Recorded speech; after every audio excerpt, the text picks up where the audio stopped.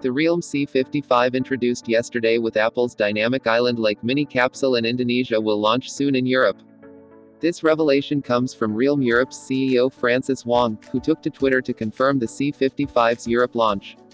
However, Wong didn't reveal the C55's launch date in the old continent, so we'll have to wait to know more about the C55's pricing and availability in Europe. The mini capsule on the Realme C55 is one of its biggest highlights. It can show low battery alerts, the phone's charging status, and data usage.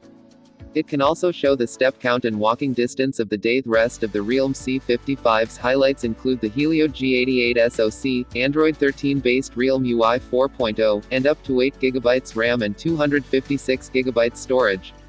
The smartphone is built around a 6.72 Full HD plus 90Hz LCD and packs a 5000 mAh battery with 33W charging, making it the fastest charging C-series smartphone yet. The Realme C55 also features a side-mounted fingerprint scanner and comes with 3 cameras: 8MP selfie, 6 4MP primary, and 2MP depth.